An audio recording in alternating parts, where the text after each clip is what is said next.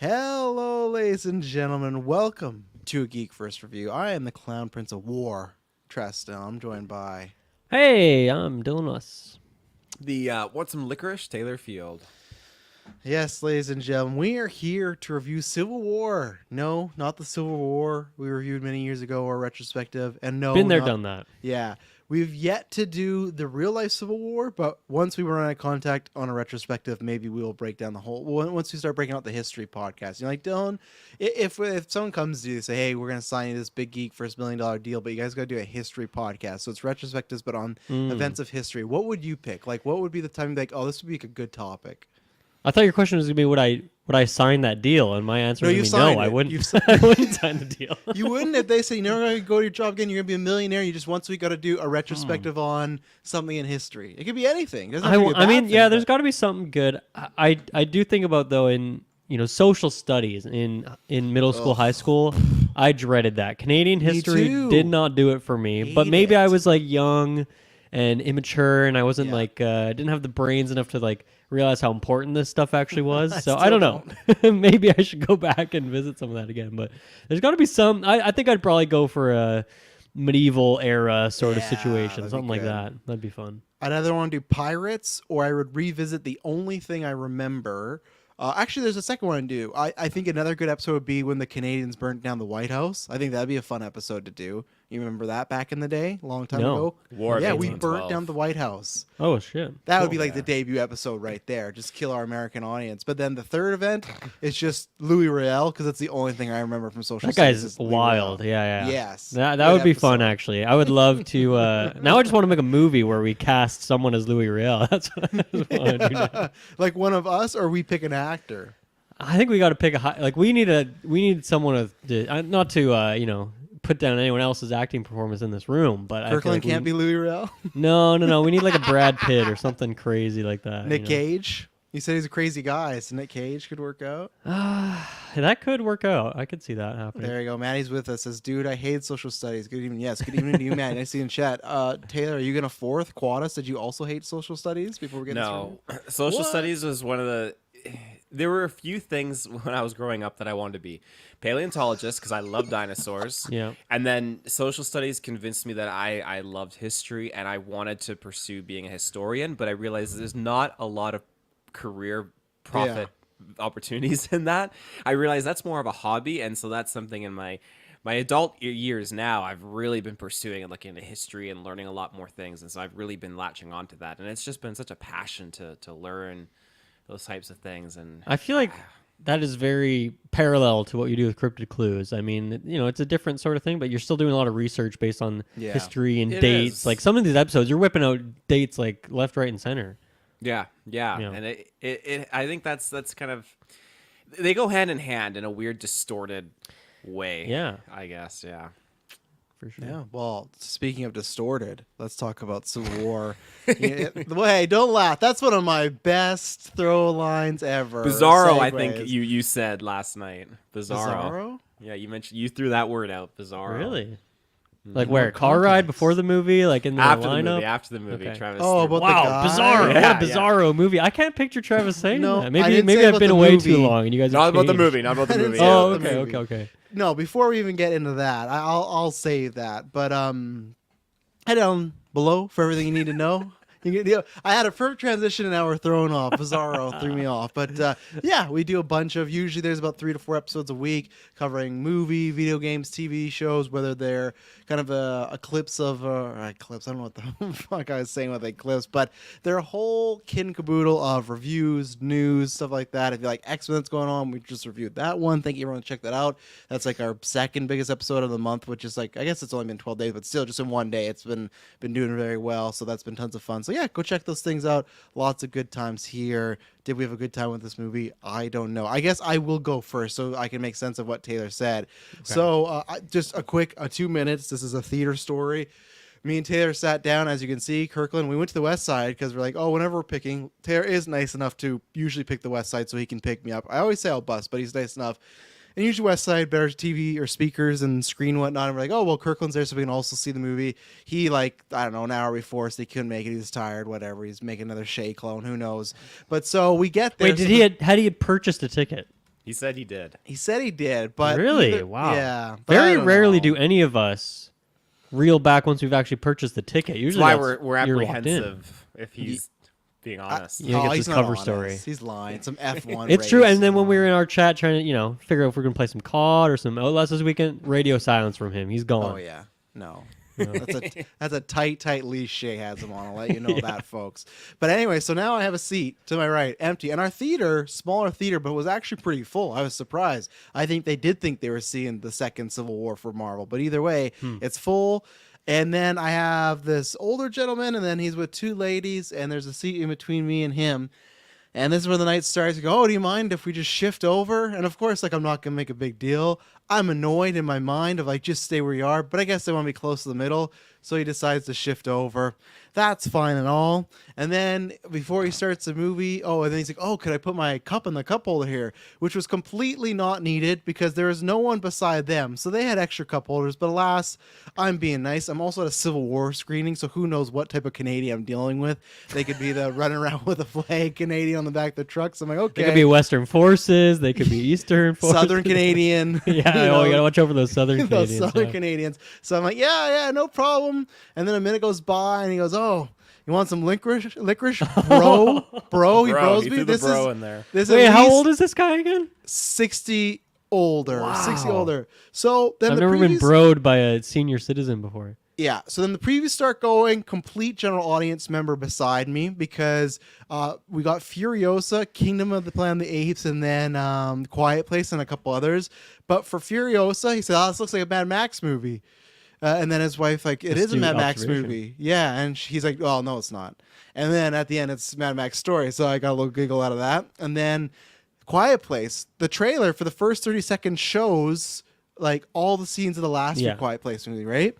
And then at the end, when it's quiet and that's like, day one, he's like, oh, another Quiet Place. So he could he seems like he's a fan, but he didn't understand the beginning. And then on the top of that was King of the Planet of the Apes shows up. It starts, another Planet of the Apes. Like he's excited, but this must be his franchise.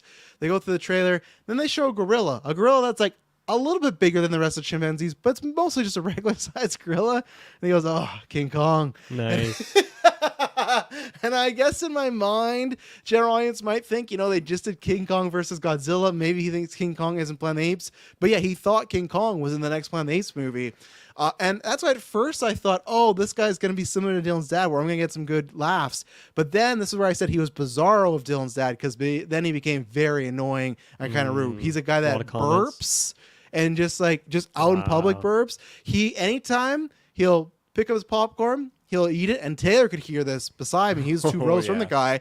He'll put the popcorn down, then so to get the kernels out, he's no. Oh yeah, so it would be fine. It wasn't fine, but it'd be like gone for 15 minutes, and the quiet would be fine. And it's the type of annoying guy that I don't think he knew. But then when I saw him pick up that bag, I went, oh no, he's gonna eat the popcorn. And no one, his wife, his daughter, no one would just say like, hey, like, don't do that. But yeah, just like serious stuff. Jesse Plemons giving some sort of this whole paragraph, and It's not like he was making out with someone. Like he was using that tongue. he's Making going out hard his- on that tongue. his Like, good for his kernels. wife, I guess. She's having a good time. But yeah, theater etiquette, everybody, as always. Wow. As for the movie, I really enjoyed the movie. It was quite different, and I will say this in the most non-spoiler way possible, because I think it's definitely one, if you have any interest in A24, political thrillers, anything Alex Garland has done, this is definitely somehow his most like grounded thing, because the things before have been Aliens, Whatever Men Was, and Ex Machina, which is a robot AI and stuff, right? Could happen in our times. I will say, and this is where I definitely will need a second watch. I'm unsure how I feel on a multitude of things. I don't think there's anything in here that's like bad. I have some critiques, but I thought very, very intense movie. Especially the third act and on. That is, you were on the edge of your seat the whole time. It's disturbing intense. It is much like, I think it's the better version of Men, where Men was intense, but eventually like, okay, this is too much. Like this, it almost is the same thing where he's doing a thing over and over again, but I appreciate this much more. But what threw me off, and we reviewed that one trailer, and I think they put out a second trailer, but I don't think we ever reviewed, and I never watched it, so I'm not sure if you guys had seen any more. But I guess what I was caught off guard about is this movie is, a Civil War. You have Central American, Western American, right? That's how they divided them, I think, in the movie. No, I think, it's the Western forces, and then I don't think they like. I think it's just the government is like the other side No, of but it. at one point Plemons, he's like, "Are you Central American or something American?" He does like there is like a right and Oh, left I think turn. he was just being racist in that Okay. moment. So Yeah. either way, there's a division of America, right? All these countries, and there's a few on the fray that haven't decided. And I was very interested in that plot point. But the thing is, this movie is like if you were to watch the Lord of the Rings trilogy, but only see Merry and Pippin's story, that's not a bad thing because Merry and Pippin are great and they got a great story. But I was under the impression, of course, the journalists would be about them and the catalyst, and I thought we'd learn a lot more about this world and the system. You really don't like the plot line of the Americas and Civil War and their split is very much just the background of what our characters are going through, and it's about journalism. It's about how we've become numb to things. It's about kind of Nightcrawler in a sense where you're pushing people aside to get your way.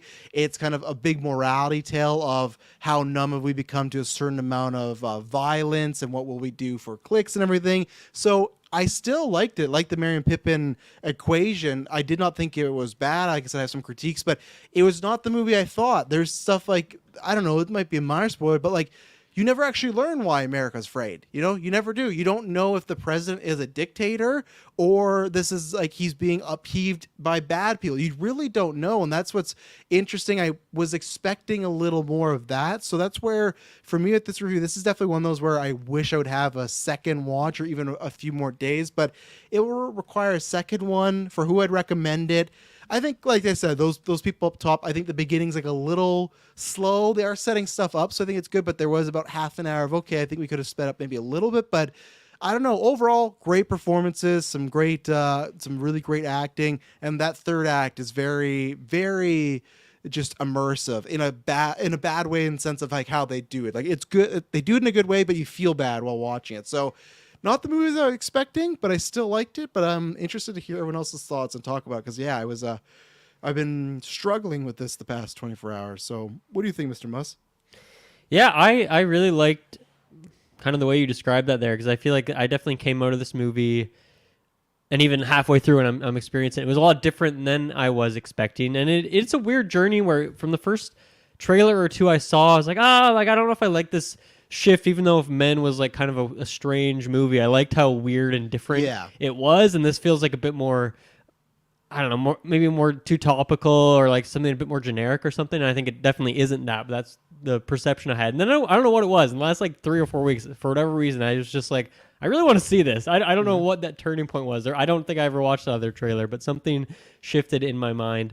But yeah, I definitely didn't really know what this movie was going to be about in terms of like the minute to minute of it, and that this like, is kind of like a road trip movie. It's like a journey. It's a movie about the journey and really diving more into the minds of these characters rather than like the overarching plot of like what's actually going on politically. And I think that really worked for me, but I definitely understand where you're coming from too, or maybe you wanted a bit more of that backstory. I think that comparison you made to Nightcrawler, that was what I was thinking of, which is a great movie that I really want to watch again because I've only seen it once. But this idea of just like this character really pushing himself to like the absolute limits, taking like these huge risks just to get the money shot, and it's kind of even similar to like the guy in Nope. That's like a subplot of like that one guy who's trying to get the most dangerous shot of all time, and I find that really compelling. And then furthering that, I think they did that like with the way it's edited, with the way it's shot. I thought they really nailed that idea home, and certain action sequences occurring, and then you'll just have the shot broken up by like seeing those photographs that they're taking in this moment, and having these two characters who are the main photographers and seeing their different shots, and it's obvious which ones are which because one's black and white, one's in color. And I thought that was like a really great way to develop both these characters who have like this very parallel life that were kind of being set up for a lot throughout the movie. So yeah, I think that element of it just really surprised me. This coming out of it, I feel totally different than what I thought this movie was going to be about, and I'm really glad I saw it. I think this is really, really great on all sides of the acting, as you mentioned. All that cinematography stuff is really great. Like, I don't know what the budget for this thing is, but it seemed really expensive because every shot seemed so I authentic. think it's like 20 million or something because like it's A24, but maybe I'm wrong. Maybe maybe I am actually think wrong. I think it's like 75 million. Yeah, I don't know why it's got to be more than 20. Yeah. But yeah, I like that just goes to show how authentic everything felt there.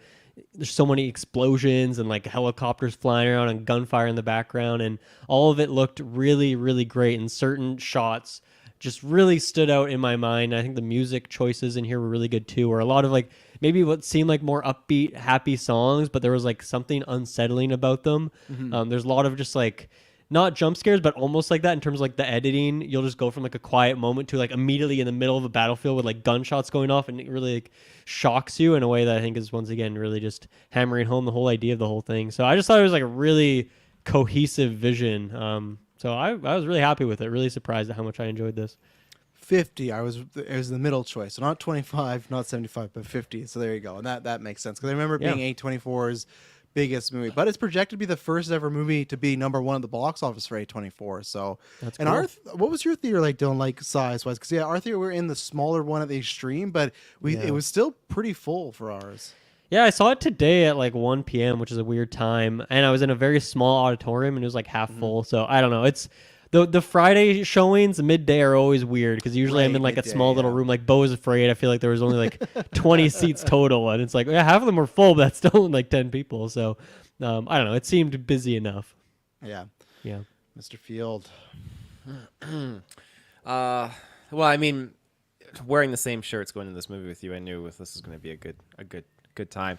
But You want to give some context for people that don't follow you on Twitter? yeah, there? I was going to pick Guys Well, just our trying to get some Discord? Twitter Go followers. to our Yeah. Discord. You can get it Yeah, go to there. our Don't go to Discord. Taylor's Discord. Yeah, go to Twitter, our yeah. Discord. I was pulling up to Travis's house, and I see him standing in his driveway ready to get in, and he gets it. I'm like, oh, don't we look cute together? Because I pull my jacket aside. I'm wearing X-Men 97 shirt, and he's wearing an X-Men 97 shirt. Nice. You know, which go check out those reviews. Great stuff. Everyone at the But, theater was like, "Oh, look at this cute couple wearing." Oh their yeah, matching I We're put here. my jacket 2 on to make tickets sure. for the Marvel movie, please. Like, no, this is for. No, I Adam made Webb, sure. that's long gone, baby. I put on my hoodie before we got in there. I'm like, I'm not matching with this guy. But yeah, this film, I mean, you guys have highlighted some really great points, and I think that the trailer definitely does make you think that it's going to be one thing, and when you're actually watching this film, you're really getting a different experience, and getting to see it in this different perspective from these characters, I think allows us, while we're not press, we're not media or anything like that, we're just people watching this as an entertainer. We're looking for entertainment, and so when we're watching this, I think that the things that are very disturbing and graphic, but they're very not blind to it, but they're not receptive to it, and they're there. Those things are very heavy for us, and I think that makes it a lot more engaging of a film for us to intake and to watch this stuff, because there's some visuals that are very disturbing and very graphic, and it makes it a lot more heavy and allows us to see these characters and think, wow, these characters, when the one times that occur that they do react and other times that they don't, again, we're watching this and we can really think, wow, this is crazy, and you can really just feel all these different moments. It was full of just really heavy scenarios. And the thing that I do want to know more about is just what led to these kind of political setups here, and the backstory, and just trying to like Google it after watching the movie and trying to research more. You don't really get much aside from that map. Careful what you Google. Yeah. America, I got some good Reddit threads here. You guys wouldn't believe we got a link in the I met middle this of the guy. night. He was really friendly. Join this website. I got the password. But I think that ultimately this movie creates, of course, a unlikely, if you've seen the trailer and you've seen the maps or whatever, it creates this unlikely alliance between two of these states in the United States. But there's just some very interesting things here that I think, I'm not saying that this is what's ever going to happen, but who knows? The world is not very much an ideal place right now, and I think this film serves as a really good template for people to open their eyes, and I feel like at the same time it might serve as a template, like give people ideas. Hopefully not, because you're taking the Joker route. If people are going to see you Civil don't War and go, well "Oh." you got to be careful. You got to be really careful. But I think that if this movie can, the way that it's tackled, and it's not just from like a broy sense where people are just out the action, the military guns and all that stuff, and that can be the wrong kind of incitement. But when you see it from a perspective of someone that's just trying to capture these horrific situations and these horrific scenarios, and I think that it puts a different light on it, a different perspective, where people can see this and think, this has a sense of realism to it. While it's created in Oh a yeah. dystopian future, of course, there's still a lot of moments in this that are intense, that are very real, and that are happening in today's society. And then the larger overarching narrative of this movie, which is just crazy to think about, I don't feel like it is far-fetched. Of course, they created certain things because they wanted to make this a movie, and it's Hollywood, whatever, but that's the scary thing, is that society is just at this point where things are, they're peaches and cream in some parts of the world, and I like how that's represented in some parts of this movie. But throughout this film, the fact that we could turn on a dime and things could turn into this crazy dystopian outcome, it's terrifying to think that.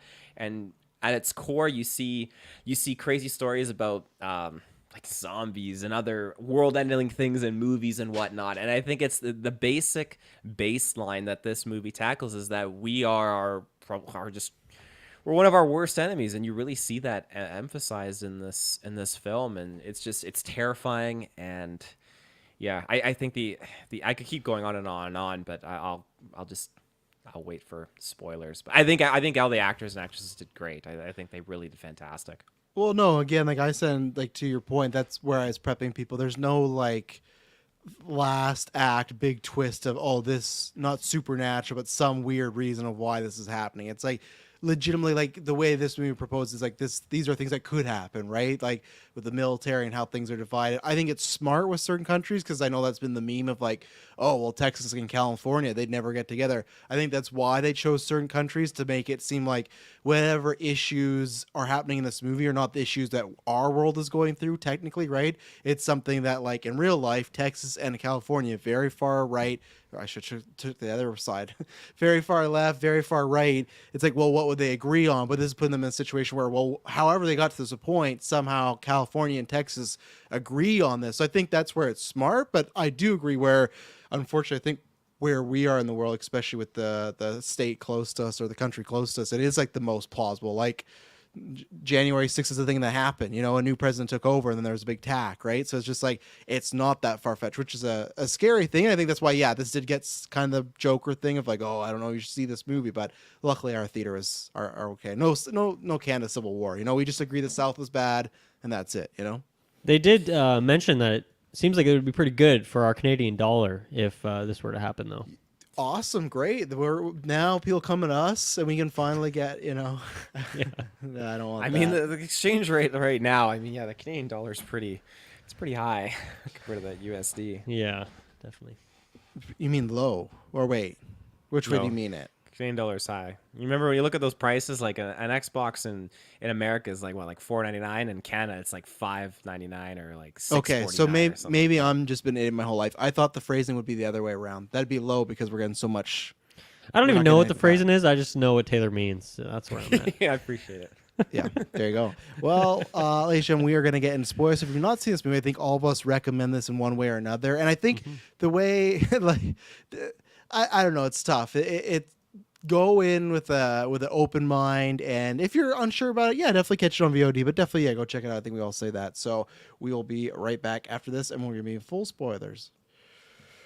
Okay, we are back. So where do we? Actually, I want to start. Kirsten Dunst. Kirsten Dunst is Yes. somebody like a fine wine has just gone, because like I love Kirsten Dunst, obviously like a kind of hero of all our childhoods. But like I'll fully admit, when you go back and watch those Spider-Man movies, it's not like her. It's not like Garfield and Emma Stone, right? Where Emma Stone I felt already was like a really, really great actress. I think Dunst is good in those movies, but they're also the script. They're much more like cheesy and schlocky, right? Where I feel like if I would have watched that at that time, I don't know if I would have thought, oh, she could do stuff like she does in Civil War, but I think she just does such a good job at being a lead. And the toughest thing, any role to me in Hollywood, is just to play the everyday guy, gal, person, whatever. Like the person that's the best as Tom Hanks. He can be on screen and you buy that, oh, that's the guy that lives in our world. And I think she does that so phenomenally, but by choices. And I think she makes good subtle choices, whether it's at the beginning when she's very strong, whether it's at the end when she's freaking out. I think she was a real MVP here, and I was really happy. Not that I think she's bad, because I've seen her get better throughout the years, but just like it's she's I just feel like she's like tuned all her acting sensibilities so much more like the time that we've seen her, and it was a very really good lead performance, really welcoming lead performance, a lead that I liked, because I think at times these characters are like, I won't say unlikable, but there are times where you just go, like I'm not fully on board with you guys. Yeah, no, I was very impressed by her. Like, for a character who has to, for I'll say like 70-75% of this movie is like meant to be an emotionless character who's like completely cut off that side of her brain to just do what she does. The fact that she's still able to just like have you captivated to the screen and really invested in the character is just so impressive. And I think it is through those like kind of subtle choices that you mentioned too. But then it adds so much to the moments where she does get to, I guess, have more of like a bigger performance, or even just like, once again, the little subtle thing when they go to that little town and she's just like trying on a dress, and like, this whole movie you don't see her smile once, like maybe a tiny little smirk or something like that, but that's like it is such a big moment. And even then it's like a tiny little smile that she gives, but it's still like so earned, and you're kind of rooting for her in that moment, and like this one moment of levity in the whole thing. And then obviously the whole sequence at the end, I'm sure we want to break that down as a whole sequence, but like getting into that too, I felt like it was earned, but it was also kind of unexpected because of how like one note in like in a good way, in like a specific way she had been with her emotions. So just I totally agree with you too in terms of like, I feel like I've not really seen her much beyond like Spider-Man, and definitely not in a long time. So it was cool to see her just do something completely different. I think she was like perfectly cast for this role. She really encapsulated what it was supposed to be. And go look at Kirsten Dunst's interview. She's such a badass. I remember a couple years ago that like they did this roundtable of Hollywood actresses, and you can look it up. I'm not taking shots at them, but they're all like, "Oh yeah, I'd really like to work with more female directors." And Kirsten Dunst is like, "I make sure I work with like 4 women directors, and then I work with one dude, and then I work with 4." And she says all this stuff like just this past time too. She's like, "Yeah, I'm never getting Botox or plastic surgery. Like, I don't want to look like a weird, crazy person." I talk about that Emily all the time when I see people. It's like, no, please, I get it, you're in Hollywood, but like Kirsten Dunst is like turned out to be one of the coolest people, and it was great to see her here, and I thought she did a good job, and I thought the whole crew had a good chemistry together. Yeah, absolutely. Taylor? Yeah, the only things I think I've ever seen her in is Bring It On and the Spider-Man trilogy. It's really, really awesome seeing her in this film. I think she did great, and one of my favorite things too is just her chemistry with everyone else. I think was fantastic, and her calm stoicness. Just for like when you first are introduced to her character, and that the young photographer press girl that we get to know in this movie, she just takes that baton to the face, and like Kristen's character just goes in and like tries to like help her. Yeah, that was crazy. And then the bomb goes off. It's just chaotic, but she's immediately she's in there and she's photographing, and I like it's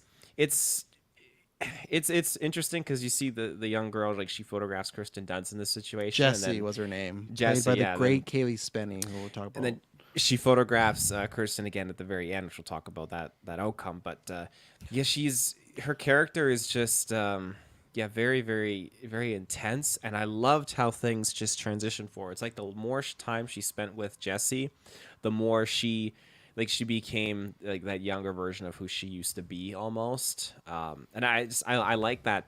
I like that transition between the two characters. I like that a lot.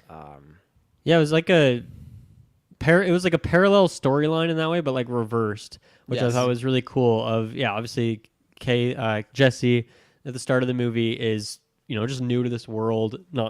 She's 20 something. I don't mean like a newborn baby. I mean like new to this world of war photography, boss baby, and is obviously very affected by everything she's seen.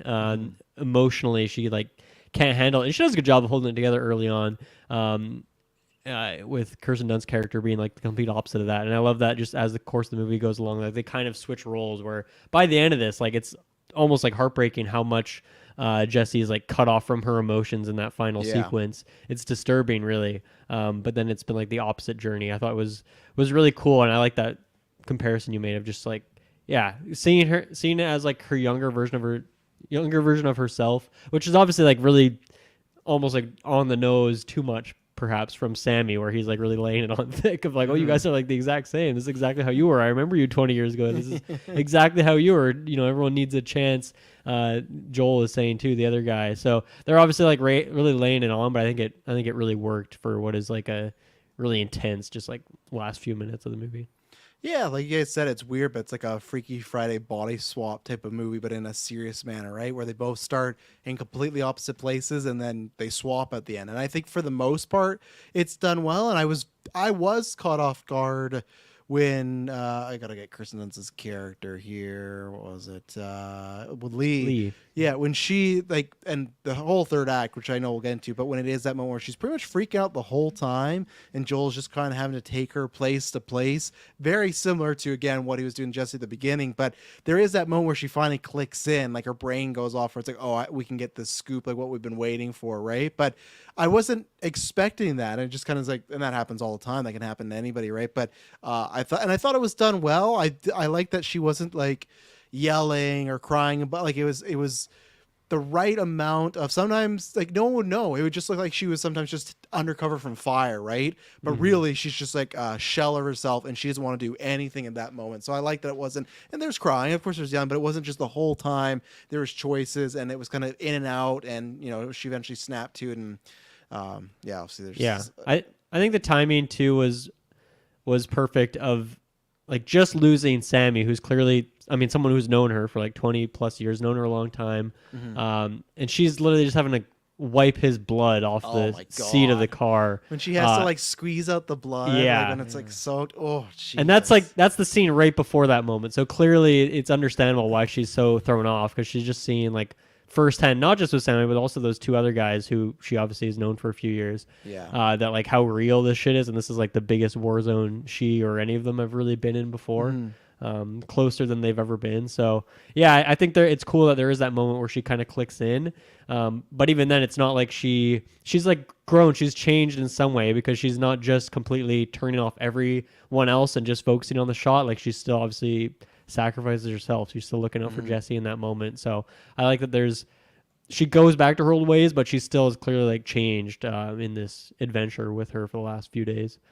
And that's what I was going to transition, because I was talking about this with Taylor, and this is where I'm like, I need a second watch. And my issues with maybe the sacrifice, or maybe just Joel in particular, where we meet Joel, seems like he's just friends with Lee. They don't even insinuate that like they've been like romantically involved or anything. Just looks like they're partners, right? Seems like he's kind of a flirt with everybody else. He's a very kind of loose, free guy, and he's just like almost a source guy, or like the interviewer, because he doesn't take pictures. And because I just find it funny at like many times he's just like he has them by the car and he's like directing them around, but he's usually near the end, he definitely is, but for the most part he's like never really in the line of fire like everybody else kind of is, which is like might kind of fit with somebody that's like running a news. And he's not running, but you know, he's kind of the, I don't know, the thinker. I don't know, but either way, I think they give us enough where, okay, he's not a complete asshole. Seems like at times he's a little carefree, but he cares about the multiple people. When, sorry, what's that guy's name again that dies? Sammy.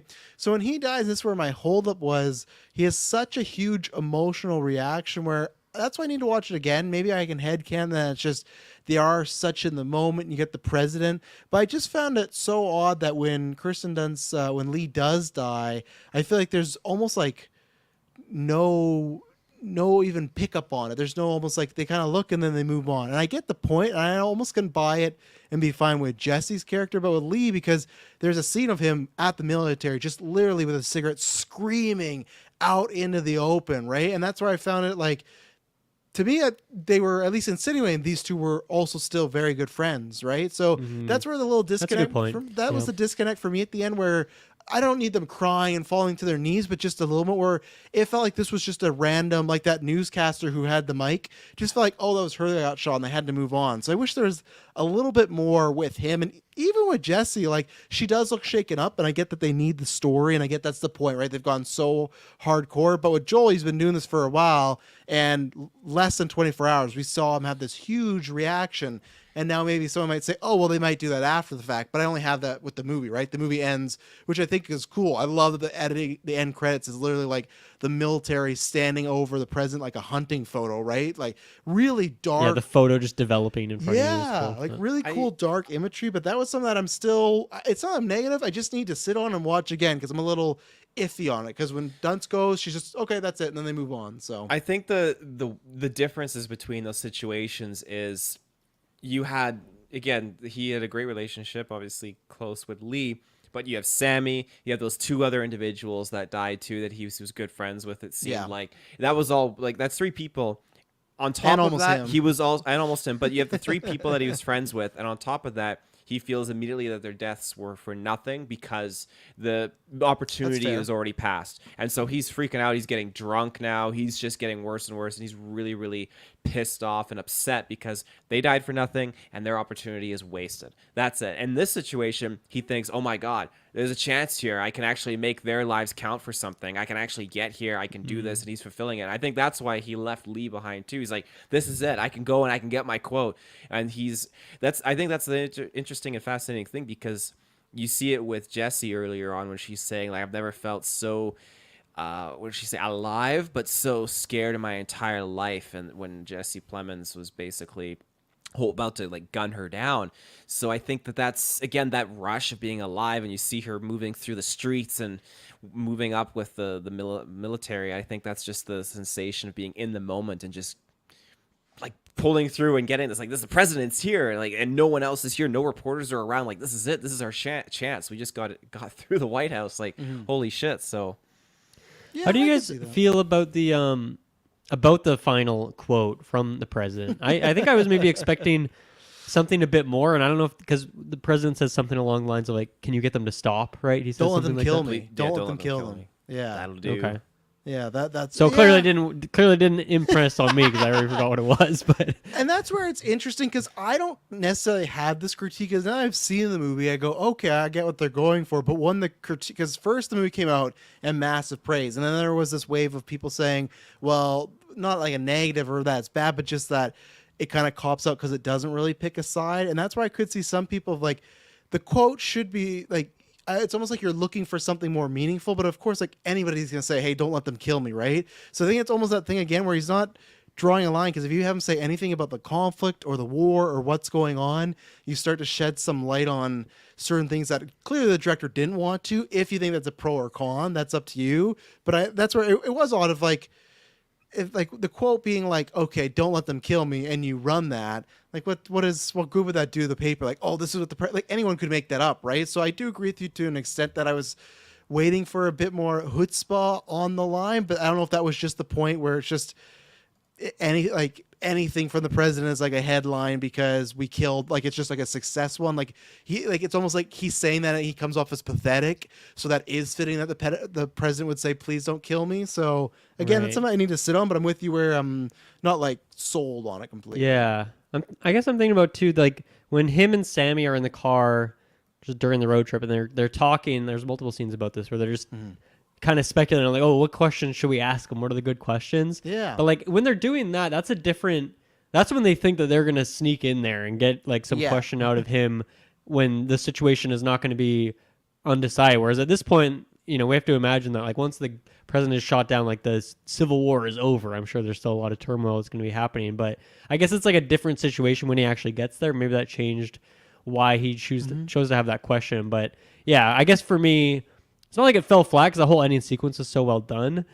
But yeah, even still, I'm left a bit wanting, perhaps. I don't know. Maybe that's the point. What I did like about that sequence, though, and what I appreciate throughout the whole movie is that the press is at all times looked upon very, not highly, but other than the Plemons scene, like important, because it's almost as both sides want it documented so they can say they were right. So the fact that they're about to kill the president and Joel's one says, no, like he yells them like, don't you dare do like, and they all stop. Like these are military, like they're much more high. Well, actually, I don't know if they're higher on the food chain right now, right? Because I feel like each side wants their photo, the interview, the quote, whatever. So it looks like when they're coming out of the Civil War, the Central America or South America, whatever it is, that, oh, the press was here to document this and we're in the right because we have this. And that's what was so fascinating. Of course, the press dies, but it's never like, okay, like even in our wars nowadays, like even when like 9/11 happened, press weren't safe. It wasn't like people weren't going to not kill the press. If you were there an American, you're going to get shot, right? But in this, and obviously they're all Americans, but with this, they have their hats on, their vests, and of course they could get shot, could be in danger. But it's never like it's they'll be 20 soldiers shooting and there'll be someone taking a photo and the opposition is never shooting at the press. They might cover because there's bullet fire, and that's what I actually really liked as a choice, that they put the press so high. And that's one positive I did have in the scene, that he controlled the room, which I wasn't thinking would ever happen, because at times they are like, you do what I say, you move with me, so they're kind of talking down to them, but not really, they're just working with them. So I appreciated that aspect of the press almost being having if you had that badge and you had a helmet and you had the press on the van, you almost had like a safety pass, like a get out of jail free card, which I found was interesting choice. And they were treated like VIPs. I thought Yes. it was crazy. Like they're giving like their hand signals to them as they're moving up staircases and coordinating, and I felt like they were not press. I felt like they were actually just members of the squad, and I guess they're doing their own type of shooting with their own type of tool or like handheld device. But yeah, it was really, really crazy. Yeah, if anything, that felt like the most heightened sense of reality of the whole thing, or the only thing that didn't feel entirely realistic. And maybe that is realistic, and I just have no freaking clue what's going on. But it did feel bizarre, like how included they were from like both sides of it too. And I guess I see that side that they want, like, I don't know, history is told by the winners, that sort of thing, and they want them to be there with them. And so it is weird, or I guess it's interesting then to see a character like Jesse Plemons in there. And of course he has a character name. His name's not Jesse Plemons, but to have someone in there like that who does not give a shit. Jesse Plemons. It's like, who even is he associated with? I think they ask him that, and he kind of like passes off the question. So yeah, it was kind of weird, but yeah, I think that was very intentional too. With just the way they were like following the command, like, they were jumping behind walls or like tactically moving across things at the right times. Like, it felt like that was a very intentional thing, and maybe part of the vision of it is like, how much power do press have in how we all feel about the results of wars and battles and things like this. So I think that's a pretty poignant. I was going to say, if you were to put whatever it would be in America, right, left, for us, conservative, NBP, liberal, almost every side is going to have people like, oh, well, you can't trust the press. The press is all like, they're feeding us bullshit, right? And that's the funny thing, where we all go to the press, they all give us information, but there's always this sense of, can you trust them? But I think that's absolutely what you said, Dylan. That's what they're going for, is like, the press do get to control the narrative, whether it's right or wrong.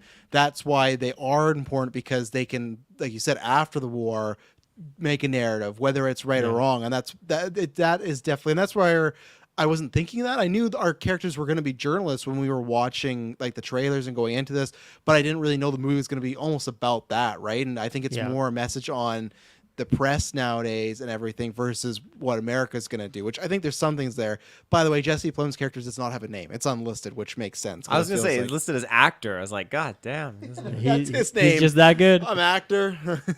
But no, I think that's especially true in this heightened world where they've talked about how like their cell phones don't work, or like at least they're not connected to a network anymore. And so obviously there's still like internet access, because the journalists in that one journalist hotel, which I thought was this funny idea, there's this one place that all journalists tend to go, probably because it has a good internet connection, so they can upload their photos. But so there obviously it even sucks there too, remember? She's like, oh, it's so slow, and like it cuts out the power, cuts out every 2 minutes. So yeah, like, even though there is still some way that people are connecting across various states or whatever, like, there is still that connection, but there's definitely a lot less of it. And so that probably puts even more of a focus on what the press says, and people are looking towards that as information. And the more engaging the press can be by getting these better shots or having these better stories or having the better quotes, those are going to be the things that circulate more, especially in this time when there's a lot less circulation, which that really makes you think, if something like this were to go down and we had like not the sort of connections that we do now, where I can't just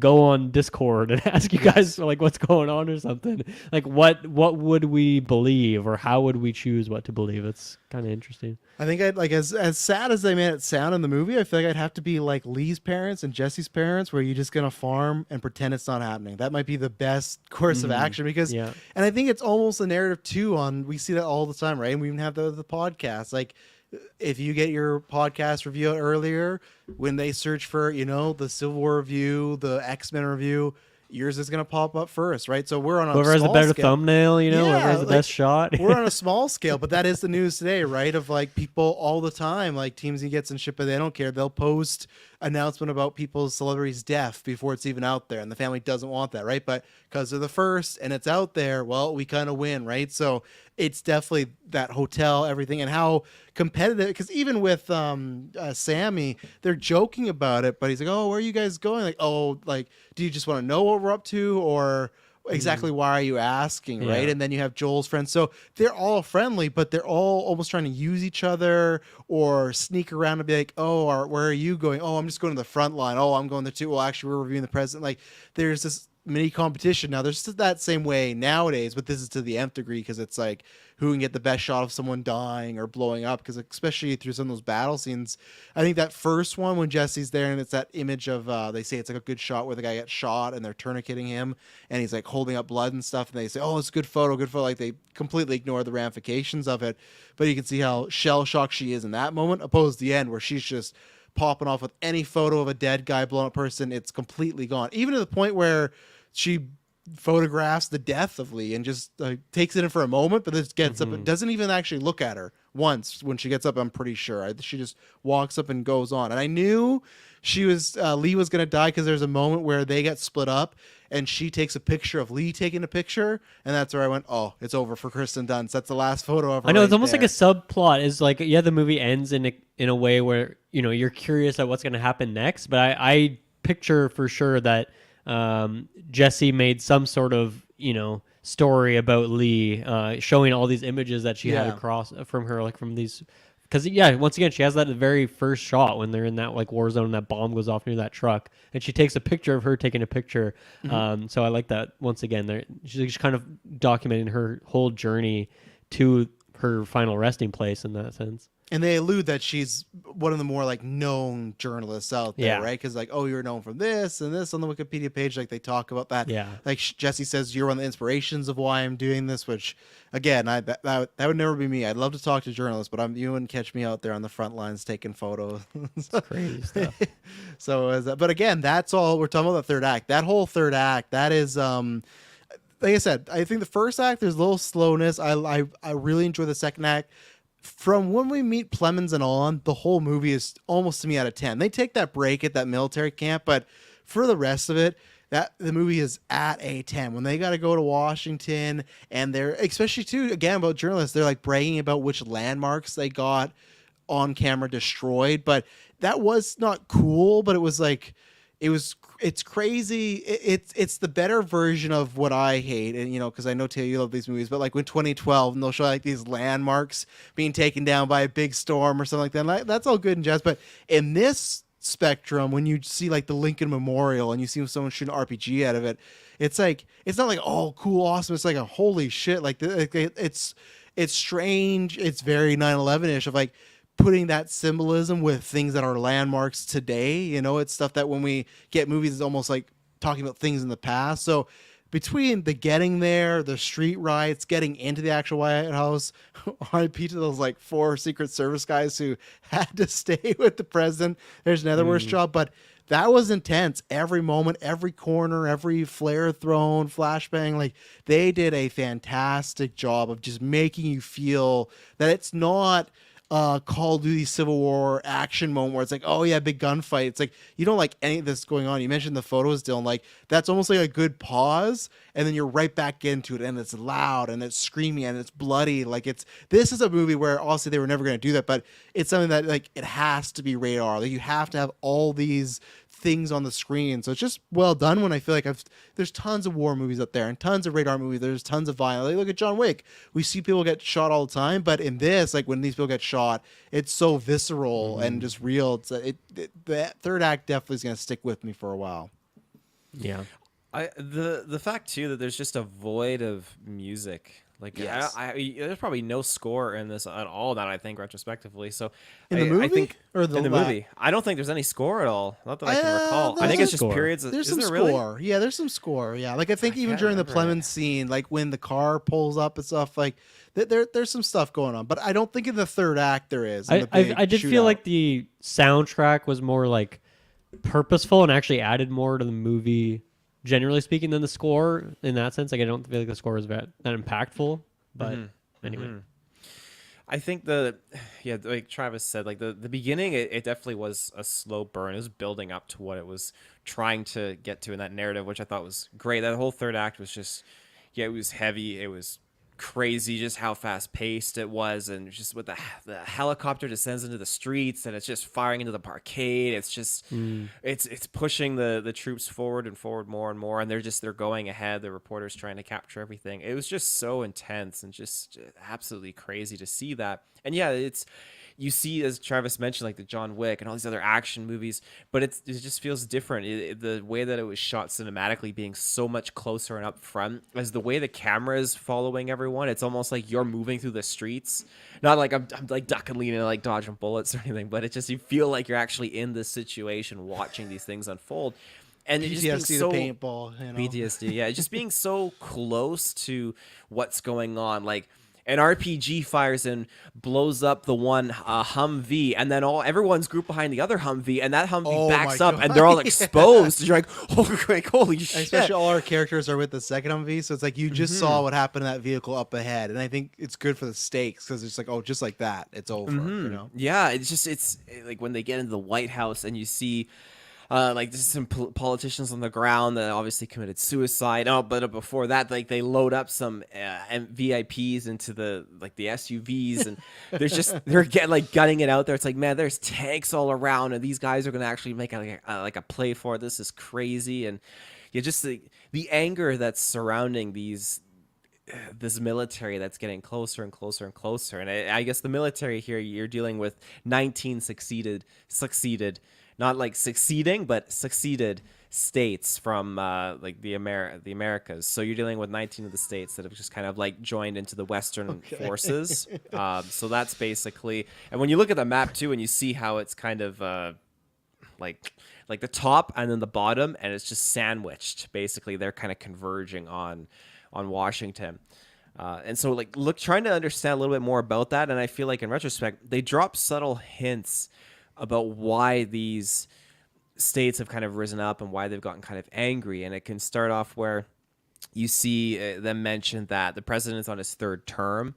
I feel like that's obviously something that might be a little bit more in line of a dictatorship. The FBI was disbanded for whatever reason. That's kind of maybe a little questionable too. And that's where I feel like when people are like, he doesn't pick a side, you literally, like, I'm not trying to be that guy, but you literally had the last president be like, well, maybe we could look into doing a third term. Like it's like, I think clearly he's Carling's drawing a line to like, especially like, oh, the FBI is looking into Trump. It's like, that's what I mean. Like, I think that's why those are smart choices, because it is, I just feel like if you read enough into, hey, we're talking about the history podcast, like the past couple of years, it's allegories to things that have been said or spoken or rumored about, right? So it's like the third term thing that came up a couple of years ago, and everyone was like, what the fuck, dude? We've been doing 2 terms for like ever. So I missed the third term. I'm glad you brought that up. I caught the FBI thing, but I missed that he was trying to get a third term, which, yeah, that could be. And that's what I like, too. We don't know exactly what the president, they never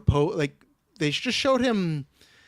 I think what I did like is they show him doing that, like, practicing the speech, and then at the end we get shot, but they're not showing him, like, being a piece of shit. They're not showing him, like, being super racist or doing all these things. So it's still thing of like you don't know if killing this guy is the right thing, right? We hear these examples, but it's not like they made him like a mustache twirly. Like every president practices their speech before they go on, you know. So it's just like he's just a regular president. You don't really know. And even then, the stuff that you're talking about, like the FBI and the third term, some of that could be true, but then how much is some of that just like maybe the press on one side putting that type of stuff out, right? You just don't know. So Oh, sorry. Go ahead, Dylan. No, you go ahead.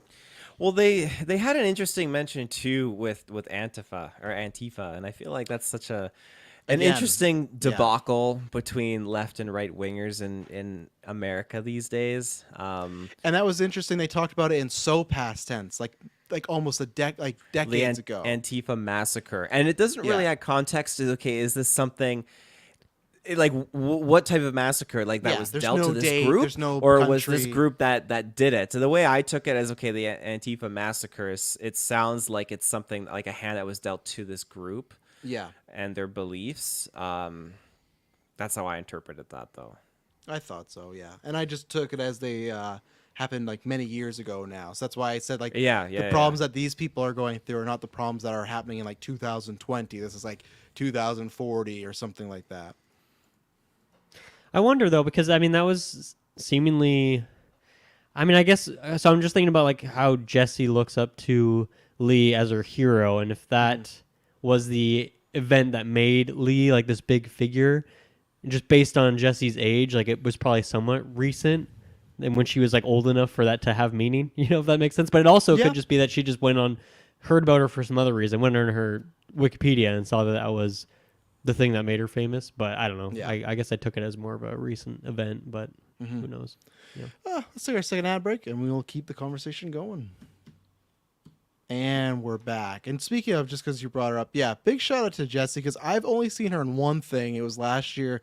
Is Priscilla. It was that movie about her, Priscilla and Elvis, where Jacob Elordi played Elvis. And I liked the movie. I didn't love it. I know Clay, Patreon Clay, he's somebody that actually loves that movie. So there you go. I think it's like a 4 or 5 star. That's rare for him. That's rare. Like anything these days. Yeah. So, but she was really good in this. And Taylor, if you liked her, she's one of the leads in the Alien movie too coming up. So she's having a really good time. And I thought she's somebody we're going to be talking about many years. I think she's going to be talking, maybe even this year, who knows? But I just feel like with Golden Geeks, with other things, like she's just getting started. She has a very good agent. And I thought she was like perfectly cast. I'm not saying there's nobody else in the world that could have done this role, but again, most of these people, especially her and Dunst, I felt like felt the most real people and not characters. I thought she did a good job all around. So just wanted to shout that out. But yeah, absolutely. I don't know if I have much to add beyond what we've said, but I think she was great.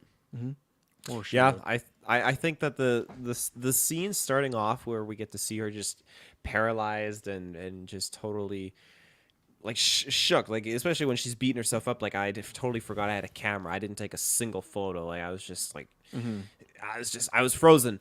And after that, where she's puking in the car, everything that's just going on, she's just portraying this terrified intensity, even when Jesse Plemons is just like grilling her, and it's just freaky stuff. But she did absolutely incredibly well throughout all of those shots. And I think at the end, when she's just displaying the confidence and she's just maneuvering and doing things, I got angry when she went right into the middle of the hall. But I mean, damn good shot. I mean, but terrifying, like the guys in suits leaning out with their SMGs down the hall. But yeah, just eerie too when she just took the photos of Kristen's character Lee there when she's just being shot. She got too confident. Absolutely. Well, like I guess I get it too. That it took me out of it for a second. I guess I was like, "What are you even shooting in this moment?" Like you fell down, and if Dunst wasn't there, you would just be like shooting the roof, So that was one thing I get that they're doing it for the shot. I don't know if she was just trying to shoot her, but for just a split second, took me out for a second, but it's okay. Let's see what else. I another scene that I really enjoyed was when they go to that just regular town. I forget if they had a name for that town or city where they went to, when it just seemed normal. They're going through the streets. There's kids walking. There's some old lady walking. It's like clearly they turned the saturation up. It's like a bit sunnier, and like grass is growing, and there's a little car with like googly eyes on it and everything. It's just very happy, chill place. They go into a store, like a clothing store, for the first time in a long time, and you get some lighthearted moments there. But I love the ending of that sequence too. When Lee goes back outside, is talking to Sammy about it. And yeah, like even though this place seems like okay, wow, there actually is somewhere. There's somewhere that's a safe haven. There's some places that are still together and are functioning normally. But no, there's still some fucking dudes up with snipers up on the roof that are making it this way. Who knows what it is? But I think it's just like a good unsettling end to what is otherwise like a very wholesome scene. So I thought that was a really nice sequence. Yeah, that was a fun reveal there because it's like, who knows? Whether they just want them to be nice, but it's like if anyone gets out of line, it's over. But that whole place was good. I liked Joel with the hat. We already talked about the dress photo. That was good of don't miss the perfect moment and you look the best in your smile. Oh, I don't smile. She makes her smile. But you mentioned before where I feel like the middle portion, it's not exactly like this, but there's almost shades of like an anthology movie of you get this little town, you get that second one that they go to where it's the guys there on the balcony, then there's the guys down below. There's like the SWAT looking guys, the military, and then down below they're just in regular clothes and they have like the spray painted walls and everything. And they find that that soldier up top when they shot. Also, they get to that like sniper scene moment where they just come across because I thought, oh, where's this sniper gonna come? Their car's getting shot up, and then they got to pull aside, and it's a standoff. It doesn't lead to anything. It's just like a thing that's happening in the world. So it felt like an anthology, or very much like in a video game when you stumble upon a side quest. And you're just like, oh, I'm going to do this for a while. And it's like, oh, now that's over. That was what you hear. Here's your prize. So I actually appreciated just kind of these slices of life for what the world would be like in this position. And because I think it always hit me on my toes. I'm like, well, is this going to be, a main story mission, or is this a side quest mission? And for the middle, we took a lot of paths, but I thought they were all good for what we needed. And that sniper scene, very well done. I like the cinematography, a lot of the plants when they're laying down, and the house, and the Christmas aesthetic. So there's a lot of good stuff there. Yeah, I really liked that sequence. One, it was almost like a good like unsettling horror sort of sequence where and they look out there and they're like, there's that, I think it's like a snowman or something on the side, and it's like, is there a guy behind that? I didn't know. It was good, but that was also one of those things where it's like, okay, so it seems like all this shit started like maybe in the winter when it was like Christmas time, and this stuff never got put away, which is kind of just a fun little detail. And then also, I love the dialogue from those two sniper dudes when they're talking to them. They're trying to ask like, who is the guy in the house, and who are you guys with? And like, they don't know who the guy in the house is. Yep, they're not even know who they're for. They don't give a fuck. This is not even about the Western forces versus the president, whatever anymore. It's just these people are just killing for fun at this point, or who knows what. So who is I thought that I don't know who he is, and that's it's like, Jesus. really poignant scene. And it was also kind of funny too. Just I don't know, those guys were kind of goofy. The whole sequence had something a bit silly about it too. I had to look it up because I thought it was the kid from Spy Kids, but I was wrong. It's not the kid from Spy Kids. That would have been crazy. Yeah, he looked like him a little bit. I think again that scene goes hand in hand with the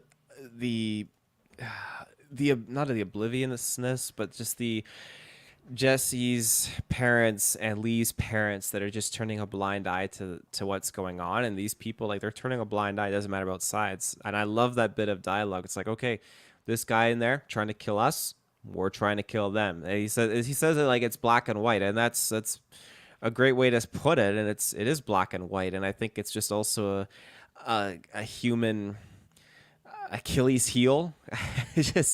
I think that so many problems could be solved if you were to talk it out, but that's not the case here. You're just dealing with they're trying to kill us, and we're going to kill them first. They don't give a shit about anything else. That's just what it is. And I think that just speaks volumes to like we don't give a shit about them or anything like that. And that's the same thing with people living out on the farm out in Missouri or Colorado. Like I don't give a shit about what's going on out there. I just know that I just need to be here and just be out of that and just survive whatever. So I think that there's different tones and different ways that they've kind of displayed and tell these different little segments of the story, but it seems to be just a reoccurring theme of, again, I don't know if obliviousness is the right way to put it, but just you guys mentioned it earlier on in this review, but people just kind of staying out of this kind of stuff and not wanting to be involved, and that's why again you have the media and everything like that, and people just wanting to keep out of this mess. Mm-hmm. Yeah, well put. Good sequence. Should we talk about? Oh, go ahead. Oh, I was just gonna mention, like with Plemons' character, actor, the great actor. Next, yeah. I honestly don't know if I have much to add because I feel like the trailer like I feel like I've seen this scene a lot, and there's not much more to it. There's a little bit more, but I thought he was just so good in that kind of smaller role that he was in. And yeah, that sequence definitely had an intensity to it because I didn't know. I figured someone's dying in this scene. I don't know who it was, and ultimately it was like the two lower stakes characters that died, and then I guess also Sammy did take the bullet True, from that yeah. sequence, and that's what led to his death overall. But yeah, I mean, even just like Jesse getting smacked into that fucking hole full Oh of my bodies was God, yeah. so gross. See, that's the stuff where to me the trailer was like a little taste, and then getting the full. I don't know. It's almost like if you try a strong meal or a strong soup, and you're like, oh, that like yeah, there's a flavor to it, but I don't know.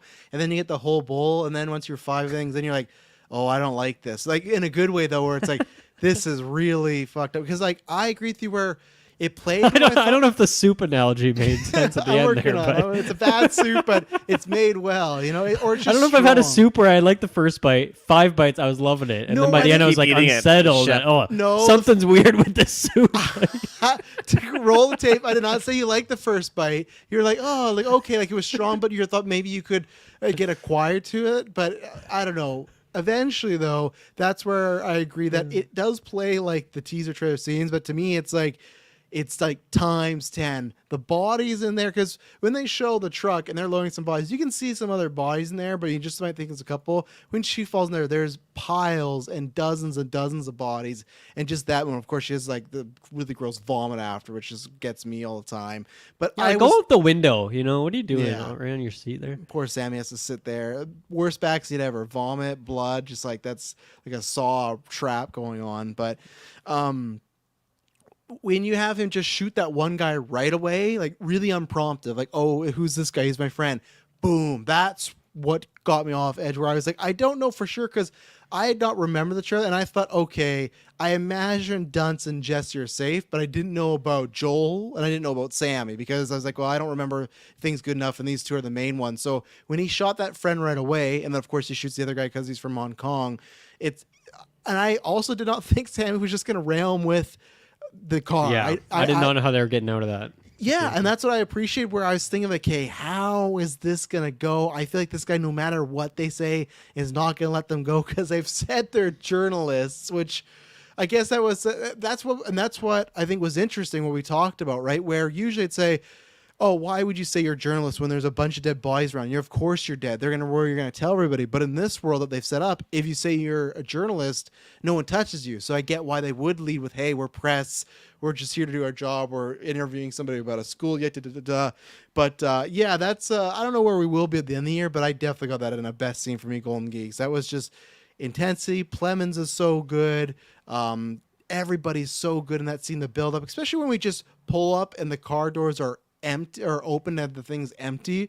I was like, oh man. And I thought it could be that scene, but I was like, oh, this is gonna be a thing where they turn the corner and they're fine, they're taking some pictures of deer, but no, it just gets bad. And I actually like that Sammy died, not because I want him to die, but it did give stakes to, okay, you hit him with the car and you ran away, this guy getting shot. It's like we see in the movie so many times where they get away unscathed, and I like that they didn't get unscathed. And obviously Sammy, and also just in general, they just were messed up from it, you know? So it was, very, very great scene. It delivered what I thought from the trailer. So, And I thought the suspense worked too prior to that scene when Jesse switches cars, which is such a dumb move, but she was in the heat of the moment. oh, I know. And that guy drives off. He leaves. They can't find her.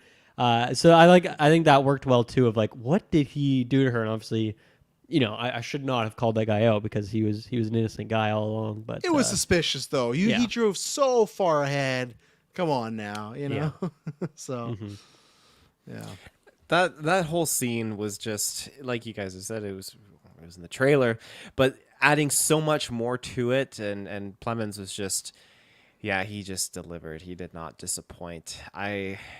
I was really taken aback when you just see the pit with all the bodies being poured in there, and they're just acting so casual, and just the dialogue just It's intense. It really, really is intense. You don't know what side these guys are really fighting for, and they're just assuming, oh, well, they're wearing uniforms, so we know that they're probably like Western forces or whatnot. But yeah, Sammy's just telling, like, pleading with them, like, don't go. Like, my gut's telling me, like, they don't want to be seen doing what they're doing. They're gonna kill you. But like, what are you gonna do? Jesse is there, and your other reporter guy is there too. You got to do something, and I guess you feel like you're press. You feel like you're invincible, as we already talked about. They felt like they were pretty much like a high ranked officials in this world of chaos and civil war, but yeah, just their power being stripped away at this point. And I like how Joel he is so charismatic, and you just see him throughout this whole film so far. He's great at talking up with people and building that connection, that relationship. And this is the one thing he couldn't talk his way out of.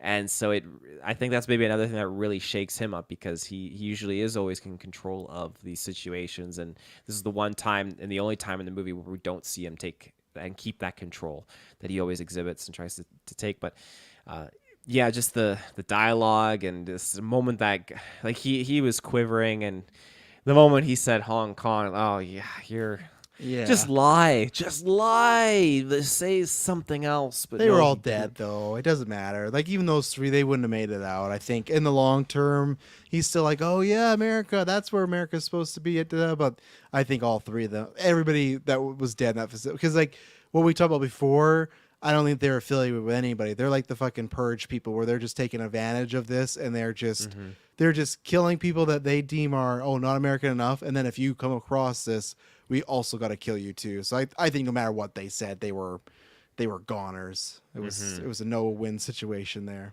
I feel like the girls might have been safe You because they think were from so? Missouri and Colorado. I really do think it was that black and white for actor. For actor, maybe he was just. I wouldn't trust him. I couldn't trust it. Why didn't he instantly kill Joel, do you think, when he found out where Joel's from?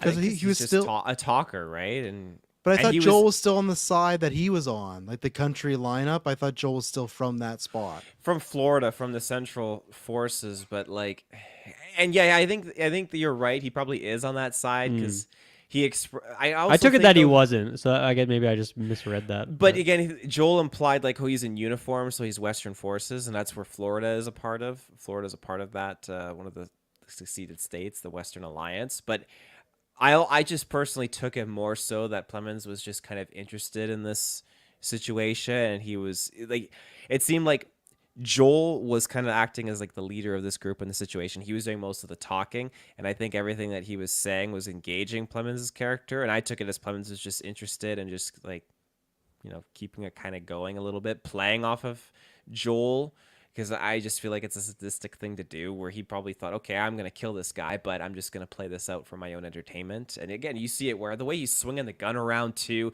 every time he moves the gun, I readjust in my seat, because it's like, where's he pointing? Like, he's just moving and pointing it. It was just brutal. One time he pointed it right at Joel, and then I was like, oh, it's over. And then he did that, and they pulled it up and stuff, which was funny. Him and Dunstan actually interact much in that scene. They like said one or two things. That Colorado. was it. But yeah, Colorado is just. I know where you make movies, but it just must be a funny situation where you're playing this role and your husband is standing there and just looking like that. But Sorry, husband? in real life, they're married. Who? Plemons and Dunst. Oh, cool. I Yeah, didn't they're know that. married and got like 2 kids together and stuff. So yeah, no, it's kind of funny to like, this is the role your husband's doing, is like this racist, vile Piece of motherfucker. Yeah, and like that's who you're like, and of course alive, but just like this is to the degree, and it's definitely like Breaking Bad, where Plemons, he's just eerily good, and that's not me saying he's like that in real life. It seems like in real life he's like a super nice dude, but just like, man, he's just like, when you want him to play that cold, calculated, just scary individual, he just turns that on. So yeah, good job definitely. all around. This is a random point, but one shot I really enjoyed in the movie was, it was no characters in this shot, but it was just a shot of like an overpass essentially. And it's on this shot for like maybe 5 seconds, 6 or 7 seconds, I don't know. And there's like a spray paint of just like "Go Warriors" or some sports team is Go written up there. Steelers, yeah. Yeah, go Steelers. And that was like what immediately drew my eye. And I was like, oh, this is kind of a mundane shot, kind of like just fun post-apocalyptic dystopian thing. But then you realize like right by that, there's just like two bodies hanging, and I just thought that was like so scientifically shot. Of like my eyes went to the Ghost Stealers, and then since the shot's there long enough, my eye eventually drifts and I see these bodies. I just thought it was like crazy how effective that shot was. What did Bizarro Man do again, Travis? Oh, go no. Steelers! Oh, no. He said He that out laughed. loud, and I don't think he ever, this type of viewer is dealing with, never noticed those bodies, never at all. He's like, Yeah. go Steelers. He points to his wife, Steelers, Started thinking about the Steelers. game. Yeah, he's just. Hey, do you see that? Yeah, he did. No, he did. Oh, Steelers, Steelers. Yeah, Like that's so multiple funny. times he would laugh at points. Like, no, this is not the area to laugh at, sir. But Damn. yeah, really I good. apologize though. Yeah, no, really good moment of, again, it's just like, it's a great kind of dichotomy of the left or right to where the world was, and then just a few inches where the world is now, right? Like Yeah. where, because I doubt the Steelers were playing during the Civil War, so it's just like whenever this was going on, there was a future where the biggest worry in this town was, oh hey, we want our sports team to win. Where now it's like, you see those sports field being used in like for people to live in tents. Like that's where they live too. Like we didn't even talk about that, but when they go to stay over at a place, then say, oh, like you got your passes, yeah, like no tents, but you can stay here. And it just looks like that's what people are, like many people are doing now. They have no homes, no nothing. They're just staying in camped areas and stadiums, and we see lots of them on the roads. Like it's almost like, I don't know. That's what, again, it's not that it's a negative because it leaves conversation, but that's the intrigue of, obviously even in our world right now there's like a homeless crisis, but this looks like this is to the massive degree where there's millions upon millions more that are homeless now, right? And it's like, so what happened now, I guess, is it's just certain countries you couldn't live there, so you lose everything. Like I don't know, but there was a lot of people living on streets or on roads, and I was fascinated by that, but we didn't get an answer. And again, I don't think it's a bad thing. It's just that's something of like I think about now with this movie. Okay, what is the just even economy situation? What's this? We talk about money. What's the situation with banks? Do banks work? Do like a credit card as usual work? Do you have like, is it like follow or using bottle caps? Like there's lots of stuff. Like what would happen? Would your current, if there was a South and Central America, would you have different money maybe, and your money wouldn't work there? Like It's U.S. dollars. I mean, even the U.S. currency works in other countries across the planet. Like you go to Mexico. I mean, like in US this dollars work. world, in this world, they're divided.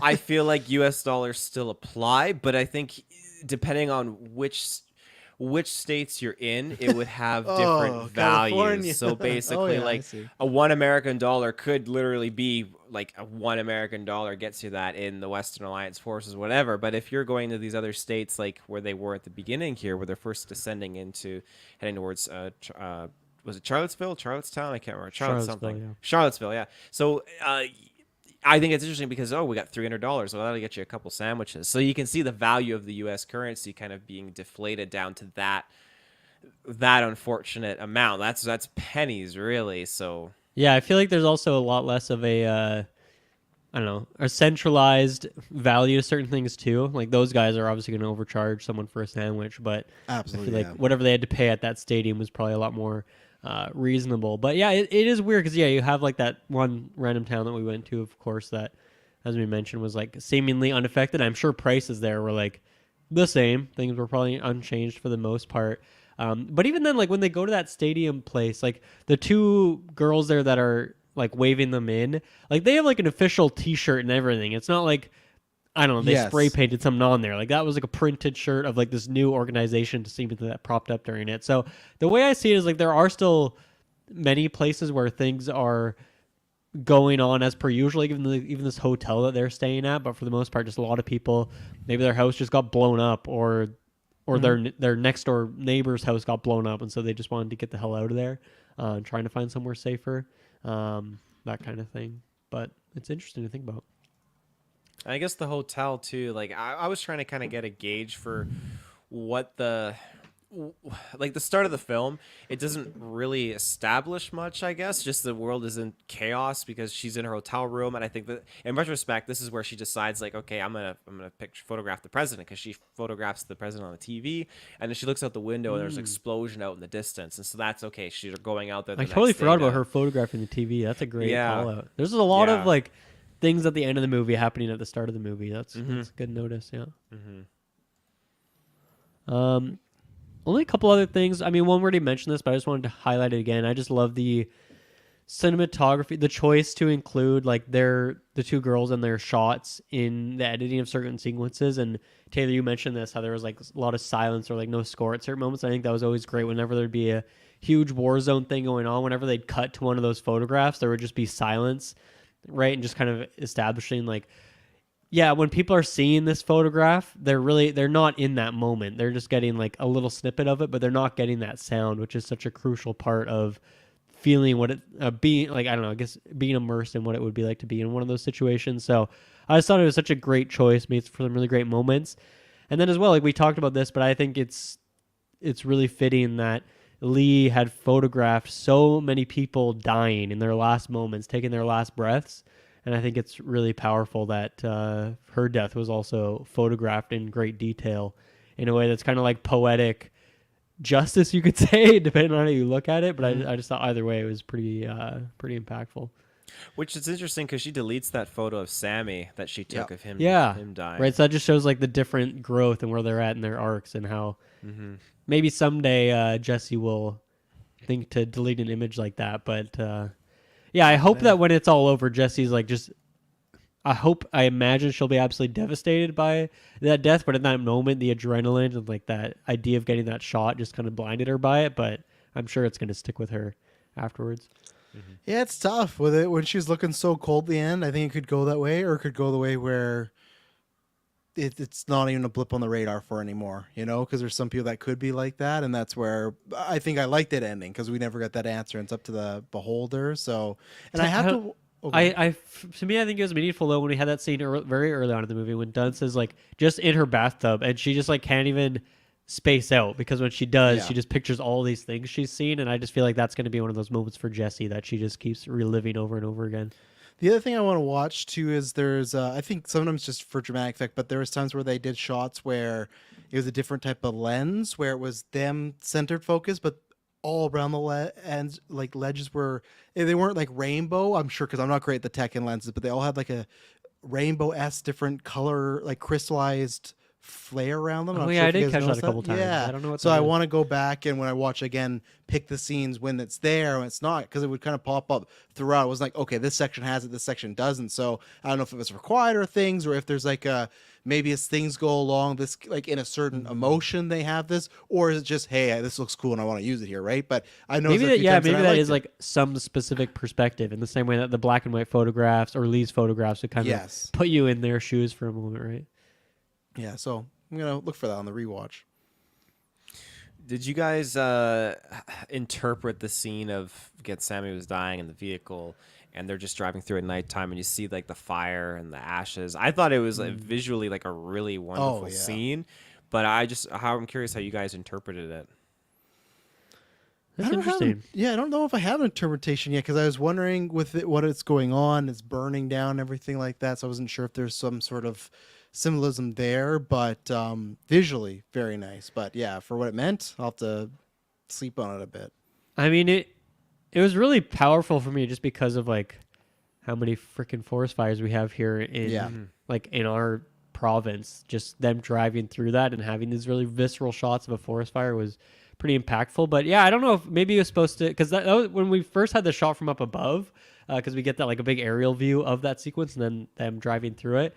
And it's just like, yeah, I guess there's probably no firefighters to go put out this forest fire. So you have something like the nature element to it when something like this is going on and this forest is getting just absolutely obliterated and there's no one that's going to stop it. It's just going to keep going. I'm thinking about how that would affect, you know, like the fire we had last year in Kelowna. If there was no firefighters even trying to put that out, just how much more devastating that would have even been. So, yeah, I don't know. It's weird because it does feel like it's kind of a separate concept to what the rest of the movie is supposed to be politically and like message wise, but yeah, as like an isolated moment, it is still pretty powerful. Well, yeah, that's exactly it too. Because yeah, it felt different, and it just felt like after the heaviness with the Plemons scene, it was just like a moment, almost like reprieve in a chaotic sort of way. While we're just Right. we're with Sammy in this situation, and he's just got his hand out the window, and they're like almost like fireflies. But yeah, it is very impactful, especially being where we are and just the fires and such. But yeah, I didn't even think about that actually when you don't have the the infrastructure to deal with something on a natural nature chaotic level, that's even worse. And same thing too, like is that fire just made by the wars or like a campfire cigarette or whatever, or is something being burned down purposely as like a message or to clear area, right? That's another thing Right. too, like what's happening currently here. So Yeah. Yeah, definitely could have just been like the fallout of some other battle going on, but I don't yeah. think we really saw the battle so much. We kind of just saw the fire, right? Yeah. But pretty much anywhere you go, there's like Yeah. something off in the distance. Which I always thought that looked the bullets in the sky, especially at night. Yeah. It just looks so cool. Yeah. It's just a great effect. I think they nailed it. Yeah. Like I feel like they try to make little jokes and stuff in moments where you can laugh at, and some stuff I feel like it's inappropriate to maybe laugh at because it's unfortunate people are dying and it's war and it's serious business, but I guess they try to play off the humorous moments, like when Joel walks out and he's like, "I'm so hard," right? Oh, yeah. It's like he just wants to go and like photograph. It's like, man, you're drunk. It's not good to go at nighttime. You don't know what it's like. Well, So- yeah, that's what I was curious too in the first act. Not that I need this, because one of my favorite movies is American Psycho, so I don't need the character to be likable or to be the good guy. But at first, I was worried of like, oh, I don't like, are any of these characters likable? Like, is there anything about them? Because they're not taking advantage, but their job they have, and they're kind of taking it like he's smiling at the beginning. It's like, oh, these people are literally getting massacred in front of you. So luckily the film did, but there was a worry of, okay, there's a few routes you got to go. You got to hook me, or you got to make them so kind of bad or shitty people that you got to make them really entertaining. And at the beginning, I was a little worried because like, they're not over the top, like very charismatic characters, and they're acting kind of shitty. But eventually, the movie did hook me. But that was a worry I had in the first act, where because they're very just nonchalant about the whole thing. So Yeah, definitely. My notes have been depleted personally. same for me. I think I am out. Final thoughts are done. Yeah, no, this is a really fun discussion because I think we all kind of had some different perspectives or thought about certain things differently, and I think it'll be one of those for people. So I'm curious to see, hopefully, some more discussion in our Discord from people seeing this over the weekend. See what people think about it. See some of those letterbox reviews and all that. But this was a really great time. I don't know why I haven't yet gone back to Alex Garland's like previous movies. You're gonna love Ex Machina. I know. I'm building That's it been up on my and you're gonna hate backlog it, for but, so many years yeah. now. Especially like it's weird that Men was the first one I saw of his, and now I'm just like I'm at a point now where I kind of want to see everything he does, which is cool. I have another one of those directors who I just want to see all their movies. But yeah, he doesn't really have that many. It looks like so it's probably only pretty. 4. Yeah, 4. pretty easy to go back and check them all out. And I've never watched it, but I hear great things. I think it's just like a 6-episode miniseries. He did this thing called Devs. Excuse me if I'm wrong. I think it's about AR technology. Maybe I'm wrong, but Nick Offerman's the star of that. So there is that. And Kaylee Spinney's in it. Oh, is she? Okay. And wait, what the heck? Am I reading this right? I am. Anya? And the Kirsten lady who Dunst? plays Anya, like that other journalist in like the helmet near the end of the movie. Okay. She's in that, and apparently, I think one of the other journalists, like a lot That's of. bumped up the list now. Okay. I like Offerman. I'm starting to like more. I think there was an era where he was a meme from Parks and Rec, and I didn't Yeah. enjoy Parks and Rec, so I kind of got over it. But between Last of Us and this, and there's other stuff where I'm like, I think I'm on the bandwagon finally. So that might bump up to my list now. But there's another one too. But people say great things about that. So, but yeah, definitely Ex Machina is, and Annihilation is really cool. Annihilation's like a smaller version, not smaller version of Men. It's like Men, where it's very trippy, but not to that extent where it's really out there. But another third act that's like, wow, this is some different shit going on. It's unique. So Yeah, no, it seems like every movie he's going like complete 180 somehow Yeah. from what he's done previously. So that's pretty cool. Mr. Field, final thoughts and rating? Yeah, I think everything that we kind of got to discuss tonight was fantastic. I loved hearing your guys' approach to this film, and like for me personally, I think that what I was expecting out of this movie was very different from seeing the trailer and then getting to indulge in the perspective of the press going on this road trip and just experiencing everything. It really had so many different tones to it, of intensity, of humor, and it's something that you really have to sit on. And I'm really looking forward to watching it again and spotting things out, because I feel like there's a lot of things that you're going to miss on the first viewing and a lot of things that you'll notice on the second and probably even the third. So I'm looking very much forward to that. I think that, like I said at the beginning, there are things in this film that are scarily realistic to a degree where you could see people just get fed up.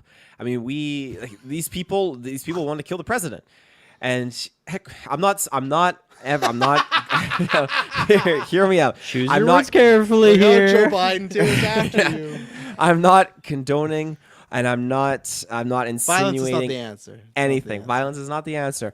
But here in Canada, I just think that there's interesting parallels because you have a prime minister who's on his third term, and you got people openly driving around vehicles with huge flags. I see it on a daily basis. Fuck Trudeau.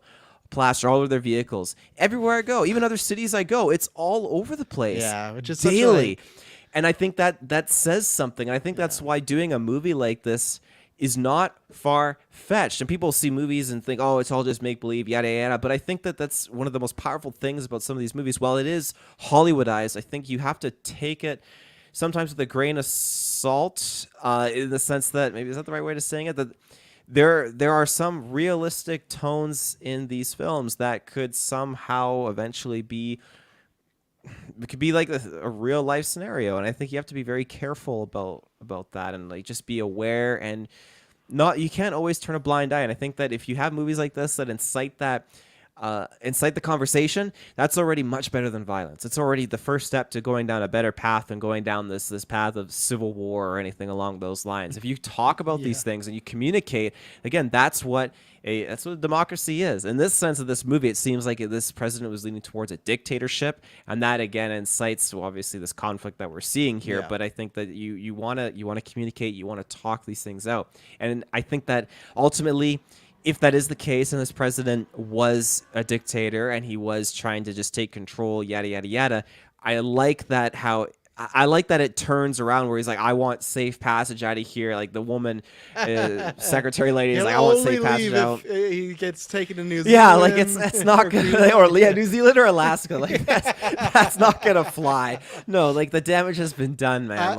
I love that actress though, because she's only in it for not the lady that was saying that was fine, but the soldier lady was like, no, yeah, we just want to talk to him. Like, like it was so cool and calm. You're like, oh, she's just gonna pop this motherfucker as soon as she's like, it's like a nice, calming, almost trustable way, but she gives enough of a hint in her voice to go, oh, we can't trust y'all, and then they just shoot that lady too. Like it's just gone. Yeah. But yeah, shout out to like just a few scenes that soldier actress had, but she did great. I hope I see her like pop up in other stuff and have bigger stuff. So. But in closing, yeah, I think that this movie has very real messages in here that people need to they need to form their own perspectives on, and they need to kind of try to be open to hearing and not very dismissive over something like this that is very bold and very scary. I think people need to open the door to conversation and communicate about these things, and really really just think about it. Think about it a lot, because we're in the real world right now. We are not in a good position. People are getting pissed. But my one last show Vote here. for Taylor, 2025. Vote for Taylor, 2025. I'm announcing my campaign. Yeah, I'm gonna go 3 terms. Well, you can do that in more, Canada. no less. I can do that in Canada, yeah. You're fine for 3 terms. The other reporter that was he was with the girl at the beginning, and then at the end he had the camera. He was the camcorder filming stuff. The actor's name is Jefferson White, and he completely just threw me off because as I'm binge watching Yellowstone hard, he's a main character in that show. So just to see him, I was like, oh my god! Like it just totally pulled me out of it for a little bit because I'm so used Stop to trying to it. make Yellowstone. Yellowstone Yeah. happen, Taylor. I It's just not gonna I couldn't happen. believe it. I've never seen the guy in anything else, and just to see him in this is like, oh my god! Like to me, you're not this character. You're a different character. That's the one thing that really pulled me out of this. We're out gonna of this get a movie. Joker too and be like, I bet Arthur Fleck would really like Yellowstone. It would have No, calmed yeah, me yeah. down. But- I thought for sure those reporters weren't gonna make it either. I thought because they kept doing this back and forth of shoot our character, shoot the other character. So I thought it was gonna go like that, and I thought we were gonna get that wide shot, and they're gonna go like boosh and go because things were exploding all around them. I thought, oh, they're goners, but they never were. They followed the decoy truck out, and they got the wrong shot. But I thought they were goners the way they were framing those shots. Like something's gonna happen here. And I did too. When that one scene where the barricades are and then the entrance to the White House, Yeah, and that's the scene, basically yeah. Joel's just calling over to Jess, like, get over, and she moves, and then they take her spot. I thought that's where it was gonna get Yeah. blown up, but yeah, you're right. They pull through, and yeah, you see the SUV and the officials get out. They're just yelling, "Don't shoot, and they just get fucking just gunned oh down. yeah, in the no square, no but- conversations. No conversations, yeah. But I'm gonna give this movie. I'm gonna give it a 9 out of 10. I think the only point I'm docking it is just it was a very slow intro, but maybe that could change after I watch this movie a second or third time, and maybe the intro has a lot more things that make sense retrospectively towards the end and just how the things change. But I really enjoyed this movie, and I really like the messaging and the journey and the experience and just the way that they were to deliver this perspective to the audience. So yeah. Yeah, that's exactly where I'm 9 out of 10, and I'm taking the same stance as Taylor that I imagine, at least I don't know where we are right now. Like, I'd say, okay, it's in my top 5 right now, but we're in April. But I imagine we will talk about this again come time next year, and I'm sure Kirkland will see it.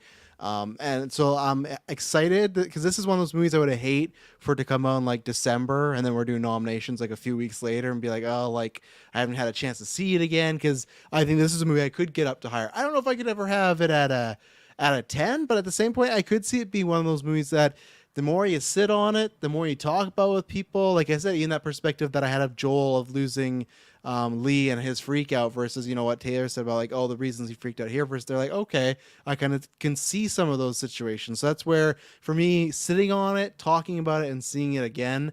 But yeah, just very well made, well acted, well crafted, makes you think. And also why I need a second watch is, like I said, it was different than I was expecting. I went in with a completely different movie in mind, and luckily I still liked the movie I got. So yeah, 9 out of 10 would kind of be my top 5. I'd probably put it, God, what did I just watch? What did we watch last week? There's something in the past 2 weeks. Oh, Monkey Man. Me and Kirkland saw Monkey Man. It's close. Monkey Man, Lisa Frankenstein, and this, they're all like a 3-way tie for second. Dune is still, Big Dune's up there, but Where's this in your Garland rankings? 2. A lot of people like Annihilation. Not Annihilation as love-hate. I just feel like it's like you either like it or I love. And like the people that love Annihilation, they'll go to bat.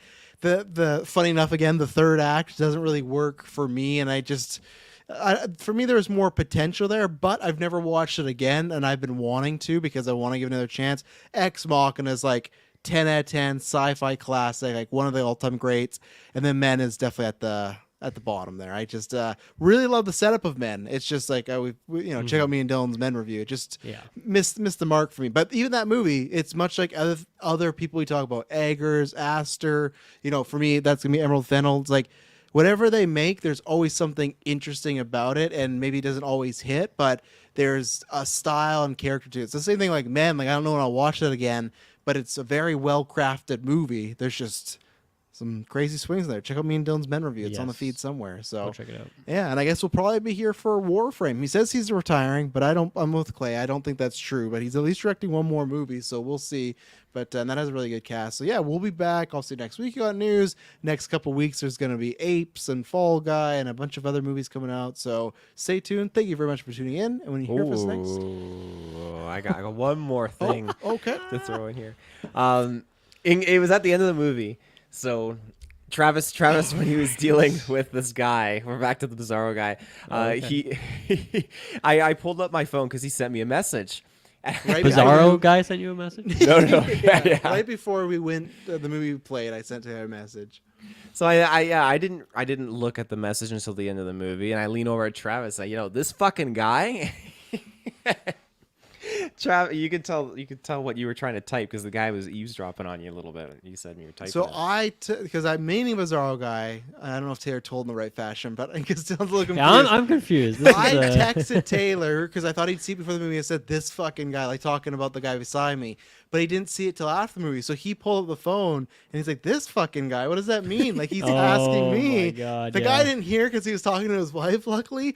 And it's so funny because I was typing on my notepad. One, it did feel like the guy was trying to look over my phone and I was thrown off. I wasn't sure if he just saw like guy and he's like, oh, they're talking about me. He sounds or like the kind of guy to do that. Yeah. For sure. But I thought, oh, I'm going to type it out. Then I'm going to show it to Taylor before the movie starts. And in my mind, I'm like, I better not do that because Taylor might fuck this up, and that message at the end completely proved it. Because first he pulls out this fucking guy. Like, if that guy was any tuned in, he would have looked over, and it would have been a tad awkward. But over yeah, for you. shout out to that fucking guy, and I hope to never see you again. But you know, we'll see. But thank you very much for tuning in. You good, Taylor? Is that it? Oh yeah. Okay. Thank you. Have a good one.